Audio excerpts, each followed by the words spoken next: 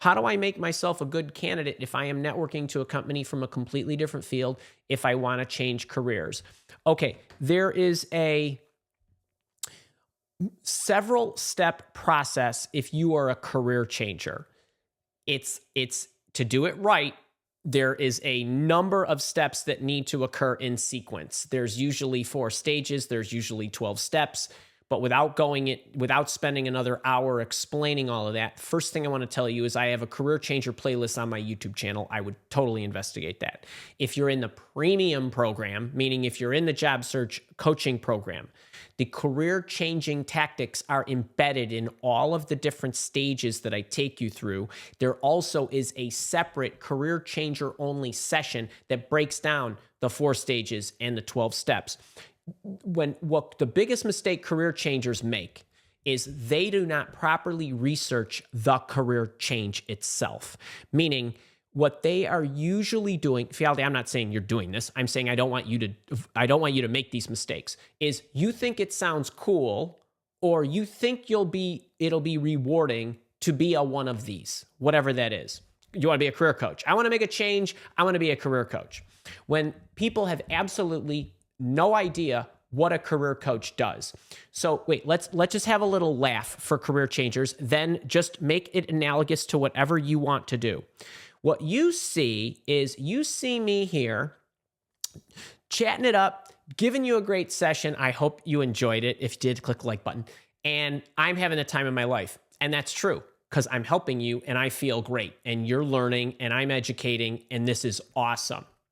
Okay, what you don't see is, well, I had to figure out all the different things that needed to occur in order for me to create a product and a service that enabled me to do these kinds of things, build them, sell them.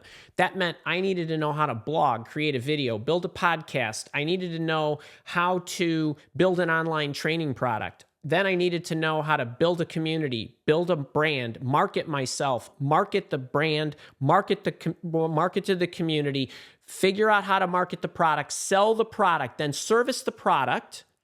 And all of these things, and then all of the problems that are occurred in all the 50 skills that I had to build, not to mention being able to focus and communicate with you through a camera that I had never done before, that I didn't know if I was going to like, and all of these things, and all the heartaches, and all the money I spent, and all the trials and errors, and all the wasted dollars, and all the wasted time that no one sees. But they see it what they feel is a finished product for somebody who's been doing this portion of his career for 10 years.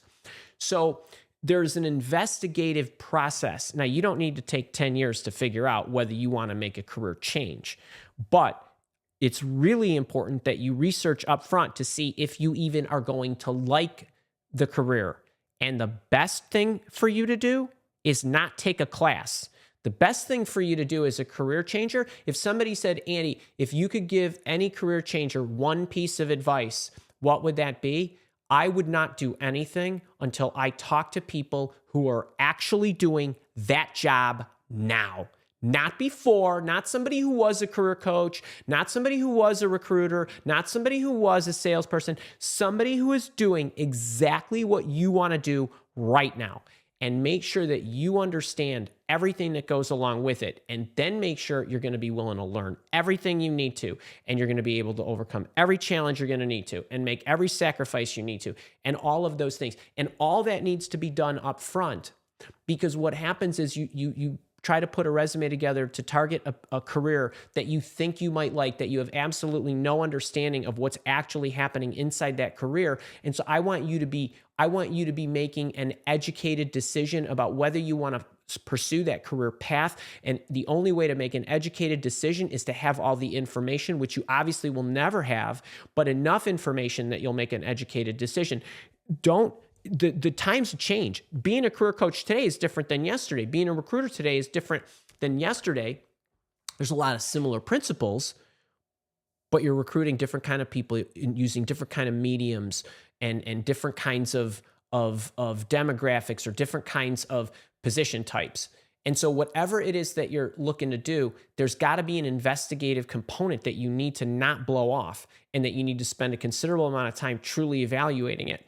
And yes, there's researching and on your own. And yes, there's following subject matter experts and coaches and trainers that train on the skill sets you'll need, not just the career you need. For any of you that decide, I'm an engineer, I want to be a salesperson, you better be following the best salespeople, reading their books, all the psychologists and watching their channels and listening to their podcasts. What about your organizational skills? What about, and all of the other things that it's going to take to be effective at that? So there's a number of these things that you need to do. So that's what I would say there. And you heard Tracy in the case study talk about networking. When you actually, if you get the time and you want to flip over to that page that I mentioned, if you check out this woman right here, Jane, and you check out this guy here, I won't be playing these this week, John. Both of them said the same thing. Now, both of them were making career changes, or so they thought, and they talked about the sequence of how they did everything backwards. So career changers, you should watch those case studies because we're not reviewing those this week. But the figuring the path out so that, because you asked about the networking, you can't network effectively, as Tracy showed you, and as Jane and John will share with you, until you understand your story and why you're going after that career and how they can help you and what information you need from them. So, meaning, even if you just want somebody to make an introduction for you, they're just introducing you to somebody else to get you closer to where you want to go. If you don't have your story down cold as to why you want to make that move and what value you can offer, it's not going to go over well. They both talked about that, about the hiccups and the missteps and the wasted time that they went through. Those are great case studies if you have time to take them in.